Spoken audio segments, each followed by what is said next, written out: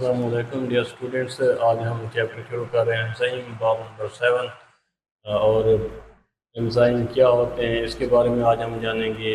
Just इसकी definition अभी हमने समझनी है और इसके बाद दो नेक्स्ट टर्म्स हैं, बल्कि तीन, मेटाबॉलिज्म और दो उसकी अकसाम, इसके बारे में हमने जानना है। सबसे पहले हम देखते हैं एंजाइम्स क्या होते हैं। What are the enzymes? Enzymes are the biological proteins, या बुक में लिखा इंपॉर्टेंट प्रोटीन्स, यहाँ पे मैं लिख रहा हूँ बायोलॉजिकल प्रोटीन्स। एंजाइम क्या चीज़ हैं? ये बायोलॉजिकल प्रोटीन्स होती हैं। और बायोलॉजिकल प्रोटीन्स, यहाँ पे एक और बात आपको बताता चलूँ कि प्रोटीन्स की जो स्ट्रक्चर होती है वो प्राइमरी, सेकेंडरी, टर्शरी होती है। लीनियर स्ट्रक्चर हो सकती है, या बीटा प्लीटेड शीट की शक्ल में हो सकती है, या 3D स्ट्रक्चर होती है। तो ये जो बायोलॉजिकल प्रोटीन्स होते हैं ये 3 डायमेंशनल होते हैं। 3 डायमेंशंस क्या होते हैं? जैसे आपने एक्सेस पढ़े होंगे, एक्स एक्सिस, वाई एक्सिस, ठीक है। और इसी तरह एक और एक्सेस होता है जी एक्सेस, ठीक है, एक्स वाई और जी, ये होता है 3 डायमेंशनल। एक तो यहाँ पे 90 डिग्री दावे के साथ होता है, एक ये थर्ड जो एंगल बनता है इसको हम कहते हैं, ये 3D स्ट्रक्चर के लिए होता है। तो एंजाइम्स जो है ये बायोलॉजिकल प्रोटीन्स हैं और 3 डायमेंशनल्स होती हैं। What are the enzymes? Enzymes are the biological proteins, या आप इसे ये लिख सकते हैं ग्लोब्यूलर प्रोटीन्स होते हैं। ग्लोब्यूलर से मुराद भी वही 3 डायमेंशनल ही होते हैं। 3 डायमेंशनल ग्लोब्यूलर प्रोटीन्स। काम क्या है इनका सेल के अंदर? These are like superheroes in our body. ये हमारे जिस्म के अंदर, जैसे आप सुपर हीरोज फिल्मों में देखते हैं, सुपर हीरोज क्या होते हैं? हर काम उन्होंने संभाला होता है। तो इन्होंने भी हर बायोलॉजिकल रिएक्शन, हर बायोकेमिकल रिएक्शन को संभालना होता है हमारी बॉडी के अंदर। इस फिर वही example, cell is like a cell. आपने शुरू में पढ़ा cell is like a city, a big city. Cell जो है वो बिग सिटी की मान्यता है, उसके अंदर कई तरह के काम हो रहे हैं, उसके अंदर कई तरह के बायोलॉजिकल रिएक्शंस हो रहे हैं, कई तरह की सरगर्मियाँ हो रही हैं, बायोकेमिकल सरगर्मियाँ हो रही हैं। तो ये जो एंजाइम्स हैं ये बायोलॉजिकल प्रोटीन्स हैं that speed up the chemical reaction, जो जिस्म के अंदर केमिकल या बायोलॉजिकल रिएक्शन को, ठीक है, मैं यहाँ पे लिख रहा हूँ स्पीड्स अप। ये क्या करते हैं? स्पीड से बढ़ा देते हैं। दैट स्पीड अप, जो बूस्ट करते हैं, किसी भी केमिकल रिएक्शन की रफ्तार में इजाफा करते हैं। बेशक इस पर मैं थोड़ा टाइम ज़्यादा लगा रहा हूँ, आप इसे समझने की कोशिश करें, बार बार सुने, ताकि आपको ये बातें जहन नशीन हो जाएं। मल्टीपल चॉइस के हवाले से, शॉर्ट क्वेश्चन के हवाले से, लॉन्ग क्वेश्चन के हवाले से। What are the enzymes? Enzymes are the 3 dimensional globular proteins that speeds up, that boost up the biochemical reaction. Enzyme biological globular proteins होती हैं जो किसी भी केमिकल रिएक्शन को स्पीड अप करती हैं, उसकी स्पीड बढ़ाते हैं, बूस्ट करते हैं, उसकी रफ्तार लाखों गुना बढ़ा देती हैं। ऐसे समझ लें कि हमारा जिस्म जो है जस्ट लाइक अ किचन है, कि हम जो कुछ खा रहे हैं, एक वक्त में आप किसी मैरिज पार्टी को अटेंड करते हैं, वहाँ पे आप जनाब किचन खा रहे हैं, चिकन खा रहे हैं, मटन खा रहे हैं, और राइस खा रहे हैं, बिरयानी खा रहे हैं, बहुत सारी चीज़ें आप एट ए टाइम खा जाते हैं। तो क्या होना होता है कि ये तो एक किचन बन गया जिसमें इतनी सारी चीज़ें चली गई, और अगर वहाँ पे एक अच्छा शेफ मौजूद ना हो उनको पकाने के लिए, तो वो तो रॉ फूड अंदर ही अंदर जमा हो जाएगी जो खराबी करने लग जाएगी।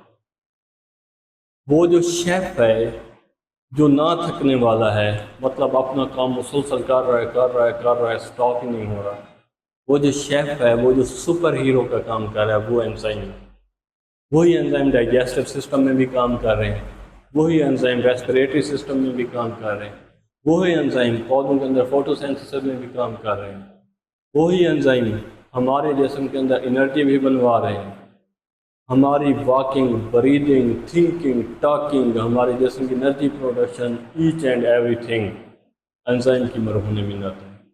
वही बात है, ये सुपर हीरोज हैं हमारे जिस्म के अंदर। Enzymes are the biological protein, speeds of the biochemical reaction. तो उसके बाद मैं आ जाता हूँ मेटाबॉलिज्म पे। हमारा जो पहला टॉपिक है इस चैप्टर का 7.1, वो है मेटाबॉलिज्म के हवाले से 7.1।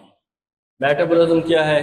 किसी भी जानदार के अंदर, अब यहाँ पे जानदार आपने लाजमी हवाला देना है। लिखा हुआ तो मैंने नहीं है। किसी भी जानदार के अंदर होने वाले तमाम केमिकल रिएक्शंस का मजमूआ या तमाम केमिकल रिएक्शंस को मजमूई तौर पर मेटाबॉलिज्म कहा जाता है।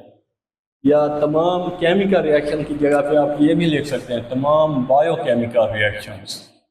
किसी भी जानदार के अंदर होने वाले तमाम बायोकेमिकल रिएक्शंस को मजमूई तौर पर मेटाबॉलिज्म कहा जाता है।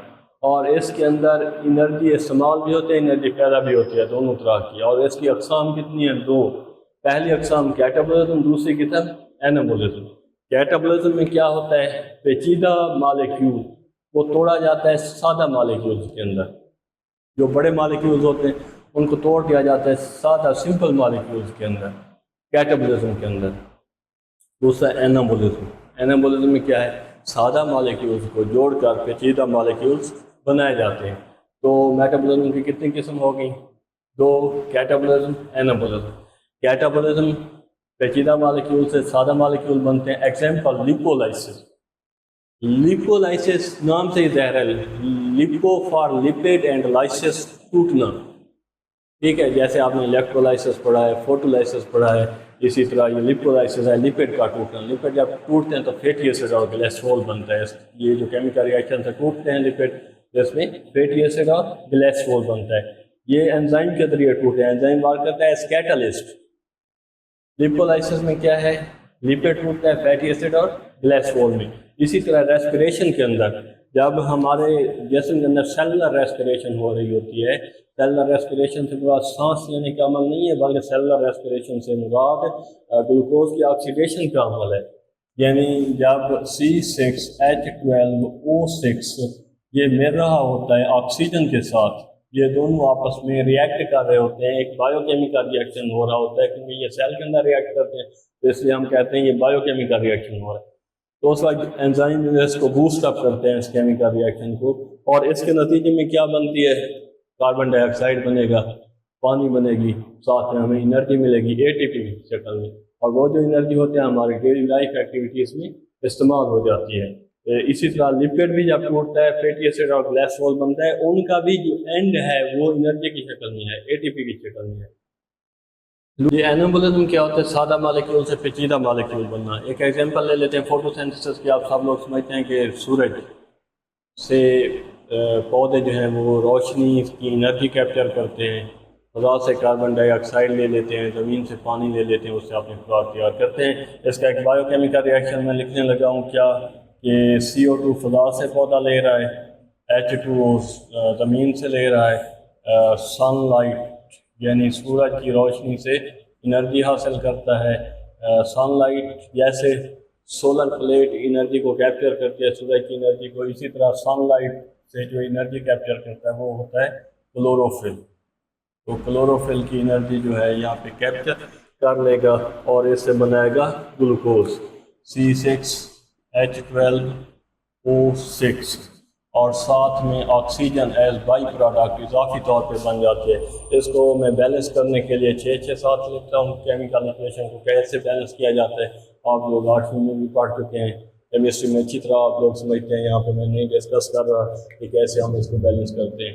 तो ये जो है एनाबॉलिक रिएक्शन की मिसाल है। 6CO2 6H2O, और जब ये सादा मालिक्यूल आपस में मिलेंगे ये एक कम्प्लेक्स मालिक्यूल बन रहा है C6H12O6, और साथ में ऑक्सीजन है बाई प्रोडक्ट। बाई प्रोडक्ट का मतलब इजाफी तौर पर बनना।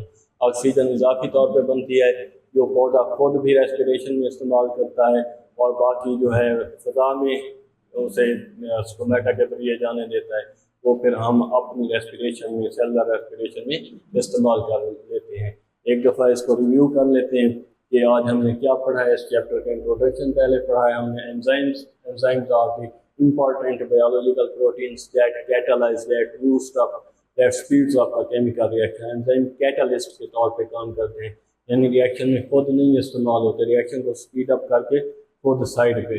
ऐसे ही समझ लें जैसे एक मैच मेकर होती है, रिश्ते वाली आंटी, कि दो फैमिलीज़ का आपस में मेल मिलाप करा के खुद साइड पे, मतलब उनका रिश्ता करा के, तो खुद साइड पे एंजाइम भी ऐसे काम करते हैं, रिएक्टेंट्स का आपस में रिएक्शन करा के खुद साइड पे पतली गली लेके खुद निकल जाते हैं, केमिकल रिएक्शन को बूस्ट अप कर जाते हैं। तो ये तो एंजाइम की डेफिनेशन है, इसकी डिटेल कैरेक्टरिस्टिक अगले टॉपिक में है। पहले हम मेटाबॉलिज्म को समझ लेते हैं कि किसी भी जानदार के अंदर होने वाले तमाम बायोकेमिकल रिएक्शंस का मजमूआ मेटाबॉलिज्म कहलाता है। मेटाबॉलिज्म की दो अक़साम है, कैटाबॉलिज्म पेचीदा मालिक्यूल तो सादा मालिक्यूल में तोड़ा जाता है, एग्जाम्पल है लिपोलाइसिस जिसमें लिपिड्स को फैटी एसिड और ग्लाइसरॉल में तोड़ा जाता है। दूसरी एग्जाम्पल है रेस्पिरेशन की।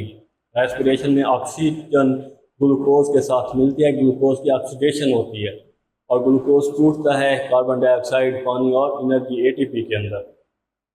दूसरा एनाबोलिज्म, सादा मालिक्यूल मिलते हैं तो पेचीदा मालिक्यूल बन जाते हैं। एग्जाम्पल है फोटोसिंथेसिस पौधों के अंदर एनाबोलिज्म की, ये मैंने आपको केमिकल इक्वेशन के जरिए बता दिया है। नेक्स्ट है प्रोटीन सिंथेसिस। प्रोटीन सिंथेसिस भी एनाबोलिक रिएक्शन की मिसाल है। ये प्रोटीन सिंथेसिस में क्या होता है, अमाइनो एसिड्स आपस में जुड़ते चले जाते हैं।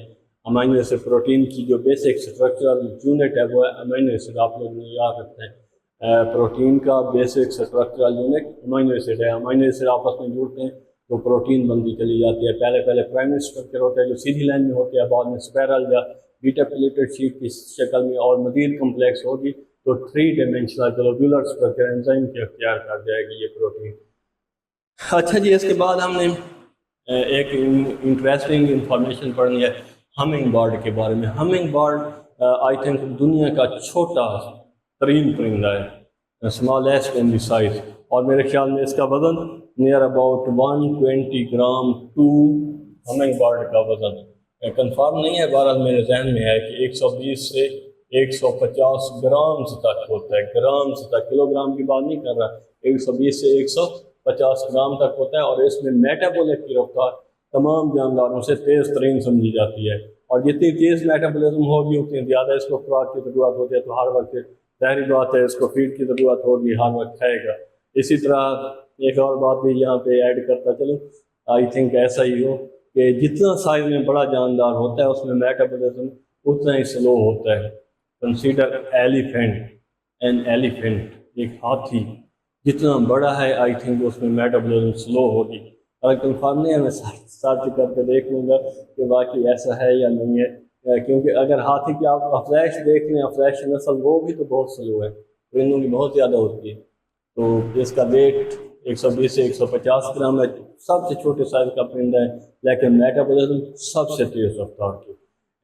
आखिर में फिर वही रिक्वेस्ट आप लोगों से कि लेक्चर आपको अच्छा लगता है, लेक्चर के बारे में कोई क्वेश्चन है आप लोगों का तो फीडबैक अपना लाजमी दीजिए। आपका फीडबैक बहुत ही वैल्यूएबल होता है हमारे लिए, और आपके फीडबैक से हमें इंकरेजमेंट मिलती है, हम मज़ीद बेहतरी अपनी वीडियोज़ के अंदर दे रहे हैं। शुक्रिया।